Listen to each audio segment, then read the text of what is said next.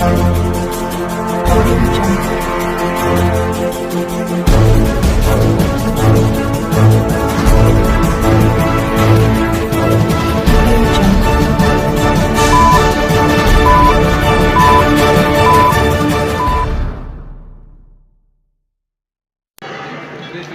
ఎప్పుడైతే ఇంపార్టెంట్ టైమో అప్పుడు మనం సూపర్వైజ్ చేస్తున్నాం, ఎప్పుడైతే అన్ఇంపార్టెంట్ ఒక ఎస్ఐ స్థాయి అధికారి ఒక మాటలు చేస్తే రిజల్ట్స్ అనేది బాగుంటాయి, లేకపోతే ఇంతకుముందు దాంట్లో ఒక కాన్స్టేబుల్ స్థాయి అధికారి చేసేవాడు. మనకు డిఫెన్స్ సర్టిఫికేట్ ఇన్ఫ్లుయెన్స్ ప్రాపర్గా ప్రజెంట్ చేయగలుగుతున్నాం అని చెప్పాలి, అది ప్రజెంట్ చేయగలగాలి, అప్పుడే రిజల్ట్స్ అనేవి వస్తాయి. సో మీరందరూ కూడా ఏం చేస్తారంటే ఎప్పటికప్పుడు మీరు రివ్యూ చేయండి, ఎన్ని కేసెస్లో ఇప్పటి వరకు కన్విక్షన్ వచ్చింది, ఎన్ని కేసెస్లో అక్విట్ అయినాయి, ఏ కారణంగా అక్విట్ అయినాయి, ఎందుకు మనము గతంలో ఇప్పుడు ఈ తప్పు చేస్తున్నాం కాబట్టి భవిష్యత్తులో మనం ఆ తప్పు పునరావృతం కాకుండా ఏం చేయాలి అది క్వశ్చనింగ్ చేసుకోండి. మీరు రివ్యూ చేస్తే రిజల్ట్స్ అనేవి వస్తాయి. అర్థమైందా? గతంలో మనము ఫోకస్ చేసినప్పుడు ఏదైతే పర్టికులర్గా పీడీ యాక్ట్లో ఇన్వాల్వ్ అయిన, కానీ ఇప్పుడు మనం ఫోకస్ చేయలేకపోతున్నాం బికాజ్ వేరియస్ రీజన్స్ అనుకోండి. కనిపించుకుంటూ పెట్రోలింగ్ అక్కడ చౌరస్తాల్లో తిరుగుతూ అన్ని చెక్ చేయాలి. అంటే వాళ్ళకి కొంచెం భయం అనేది ఉంటుంది, పక్కన తిరిగి చెక్ చేయాలి, అనుమానంగా ఎవరిని అక్కడ కనిపిస్తే అడగాలి. దీంతో ఇంపాక్ట్ అనేది ఉంటుంది. పెట్రోలింగ్ చేయవచ్చు, మీరు కలెక్షన్ చేయాలి, రిలెక్షన్ చేయాలి అనేది క్లారిటీ అనేది ఉండాలి. చెప్పడానికి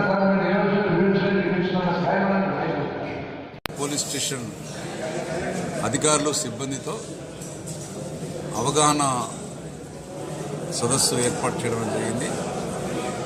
ఇదే ముఖ్యంగా చాలామంది అధికారులు సిబ్బంది వేరే జోన్లకు ట్రాన్స్ఫర్ అయ్యారు, ఇతర జోన్ల నుంచి కూడా ఇక్కడికి రావడం అనేది జరిగింది.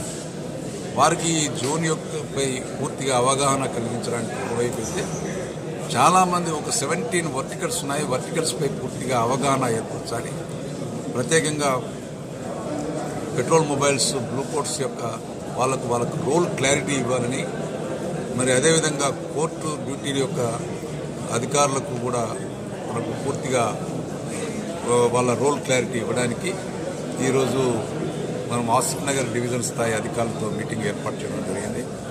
అందరికీ కూడా మనం ముఖ్యంగా కేసెస్ను లాజికల్ కంక్లూజన్ తీసుకురావాలా, దాంతోపాటు మన గోల్ టార్గెట్ ఏంటంటే కేసెస్ కన్విక్షన్ వచ్చే విధంగా మనం చూడాల్సిన బాధ్యత మన అందరికీ ఉంది. దాంతో దానిలో ఉన్న స్టేక్ హోల్డర్ యొక్క బాధ్యత, వారితో కోఆర్డినేషన్ చేసే బాధ్యత కోర్టు అధికారులు, కోర్టు సిబ్బంది అనేది చెప్పడం జరిగింది.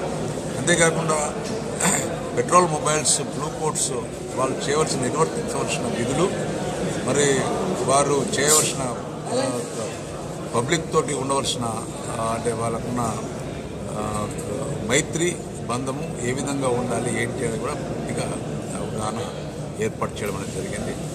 వాళ్ళ యొక్క పర్ఫార్మెన్స్ అన్నీ కూడా రెగ్యులర్గా రివ్యూ చేయడానికి సంబంధిత ఇన్స్పెక్టర్స్ను ఆదేశించడం జరిగింది.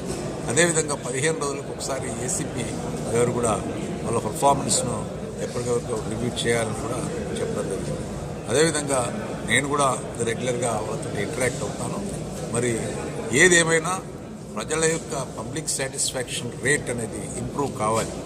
అప్పుడే మనకున్న అంటే ప్రజలకున్న ఆలోచనకు అనుగుణంగా మనం పోలీసింగ్ చేసినప్పుడే ప్రజలు మనకు గౌరవిస్తారని కూడా చెప్తారు.